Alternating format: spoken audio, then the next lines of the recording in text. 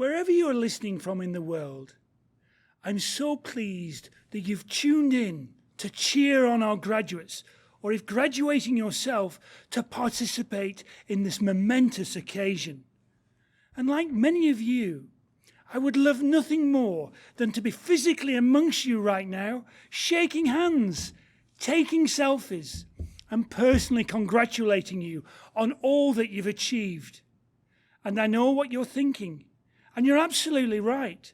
There is no dressing up the fact that technology, no matter how advanced, could ever replace the upfront, close, and personal approach of a physical graduation.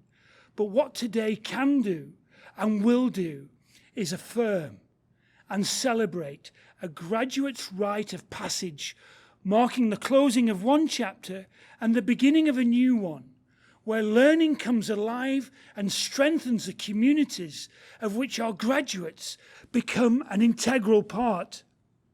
Thus, every one of you graduating today should feel a well-earned sense of pride, of accomplishment and joy. The sort of joy that, regardless of what is happening around us right now, should compel you to call up and thank, or if in the room with you, hug really tightly those who've expressed unwavering support and belief in you.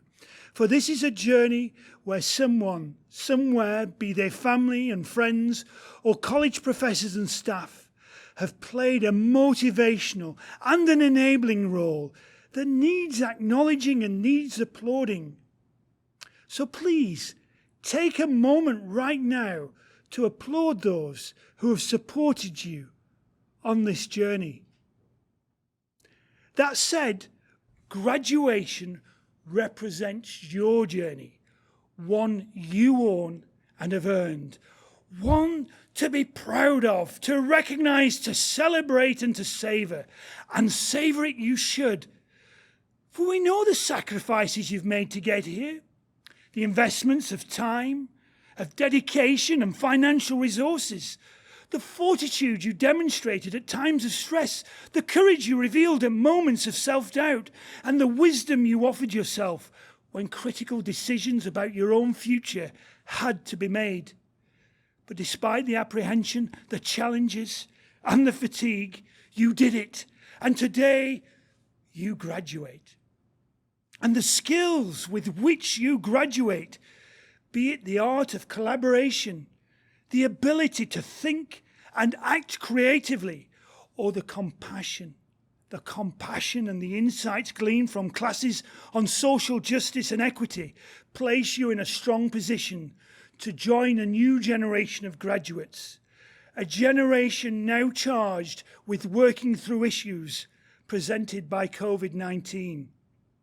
And I encourage you to view those issues not as a series of challenges, but rather a succession of opportunities. The pandemic has unquestionably changed how we interact, how we organize, and how we learn. But it has also illuminated the possible. During the past 4 months, I've talked with parents who've been really excited about working on a project with their child, something they would never have had time to do previously. I've seen animals present in spaces and heard nature sounds in moments that pre-pandemic I'd have never encountered.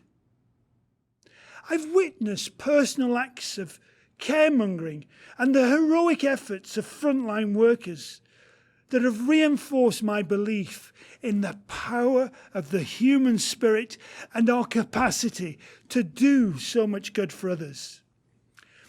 I'm breathing air that is all the less polluted as a result of reduced emissions.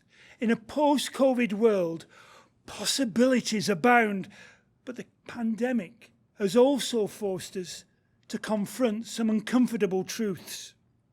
COVID-19 has not affected everyone in the same way. In fact, it's exposed deep rifts and inequities within our society and within our own communities. In a recent global news investigation, the Vice Dean of Indigenous Health at the University of Manitoba, Dr. Marcia Anderson, and I quote, shared that pretty much every single study that looks for differential healthcare quality by race or by Indigenous status finds one. The investigation went on to underscore the high levels of positive COVID cases in neighbourhoods housing a higher proportion of visible minorities, recent immigrants, and low-income residents. These are the very same communities that Centennial serves, and serves so proudly. We're also witnessing, as one medical health briefing stated, a pandemic within a pandemic. This is what Benjamin Crump described at George Floyd's funeral: the pandemic of racism and discrimination. You cannot but feel disgusted and disheartened at the recent, repeated, violent and inhumane acts towards Black and Indigenous communities. Racism in all its insidious forms remains deeply embedded in society, in institutions, policies and practices, and it continues to have a daily detrimental impact on the well-being and personal safety of racialized communities. Now is the time for all of us to commit to dismantling systemic oppression and championing respect, equity, and inclusion for all. And so, graduates, I ask you to be agents for change and to play your role in building a more all-embracing, egalitarian, and democratic society. For if there's one lesson that the pandemic has taught us, it's the criticality of leadership and how individuals can and do make a difference. Our most effective global and local leaders have listened with compassion, demonstrated empathy, and shown unexpected strength. They have led with values, humility, and integrity, and have used their voices to amplify those who are not being heard.